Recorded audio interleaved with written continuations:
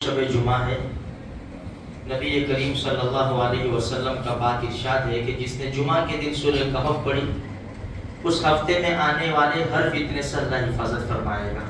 میرے بھائیوں، دیکھو حالات ہمارے سامنے ہیں، دن بدن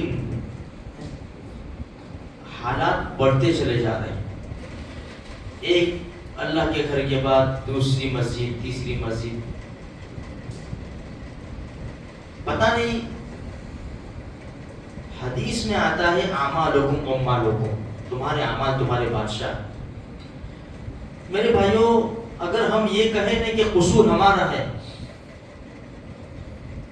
تو ایسا نہیں کہ ٹھیک نہیں ہے، اس لیے کہ حالات دیکھو اتنے زیادہ حالات ہیں، پھر بھی ہماری جو رہنے سہنے کا جو انداز ہے نا وہ نہیں بدلتا، ہمارے جو فنکشن کے انداز ہے نا وہ نہیں بدلتے۔ وہی شادی ہوئی تو جوان ناشتہ کھاتا ہے، کچھ بھی نہیں، اتنے سارے حالات ہیں، پھر بھی مسلمان ابھی بھی سمجھنے کے لیے تیار نہیں ہے۔ حالات بڑھتے چلے جا رہے ہیں، اس کے مجرم ہم ہیں میرے بھائیوں، اس لیے تھوڑی سی فکر کرنے کی ضرورت ہے۔ کئی بار ہمارے سامنے یہ بات آئی کہ اللہ کے رسول صلی اللہ علیہ وسلم نے ارشاد فرمایا سارے مسلمان بھائی ہیں، سارے مسلمان ایک عمارت کی طرح ہے، سارے مسلمان ایک جسم کی طرح ہے، ایک جسم کے ایک حصے کو تکلیف پہنچے سارا جسم بے چین بے قرار ہو جاتا ہے۔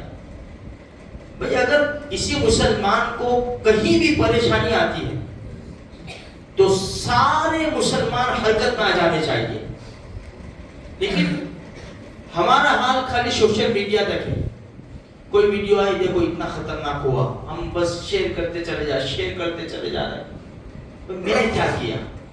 میں نے 2 رکعت نماز پڑھ کے اللہ سے دعا مانگی کہ اللہ ایک مسجد تو چلی گئی، اب یہ دوسری نشانے پر ہے، اس کے بعد تیسری نشانے پر ہے۔ اجمیر جیسی خواجہ معین الدین چشتی اجمیری رحمۃ اللہ علیہ جیسی جگہ، اس کے اوپر ہاتھ ڈالتے۔ میرے بھائیوں تھوڑی فکر کی ضرورت ہے، ایسا نہیں کہ بھائی ہم اتنے لوگ ہو کے کیا کریں گے۔ 2 آنسو ہے نا، 2 آنسو پورا پاسا پلٹ دیتا ہے۔ اس لیے شب جمعہ کو ہم قیمتی سمجھیں، اور دعا سلاح المومن، دعا مومن کا ہتھیار ہے۔ سارے مسلمانوں کے لیے دعا کریں میرے بھائیوں، اسلام کے لیے، مساجد، مراکز، خانقاہوں کے لیے دعا کریں، مسجد اقصیٰ کے لیے دعا کریں۔ کتنے مسلمان شہید ہو رہے ہیں، میں نے بھی اس میں کل پڑھا تھا، کچھ 48 گھنٹے میں یا 72 گھنٹے میں 38 مسلمان شہید ہوئے، ابھی 2-3 دن پہلے کی بات ہے غزہ میں۔ حالات ایسا نہیں کہ نیوز نہیں آ رہے تو حالات ٹھیک ہو گئے، وہاں حالات تو بڑے نازک ہیں، کھانے کے لیے کچھ نہیں ہے میرے بھائیوں، پینے کے لیے کچھ نہیں ہے۔ ہم تھوڑی سی تو فکر کریں، ہاتھ اٹھاوے، 5-10 منٹ رات کی تنہائی میں نکالے، 2 رکعت اللہ سے دعا پڑھ کے میں دعا کرے، انشاءاللہ بہت بڑا فائدہ ہوگا۔ اور ہم حرکت میں آوے، ہماری مسجدیں سونی نہ رہے، بلکہ مسجدوں میں نمازوں کی پابندی کریں، فجر میں بھی ہم پابندی کریں، سو نہ رہے میرے بھائیوں۔ فجر میں بھی مسجدیں خالی نظر آتی ہے، جس محلے کے اندر، جس شہر کے اندر مسجد ویران ہوگی نا، اللہ اس شہر اور محلے کو ویران کر دے گا۔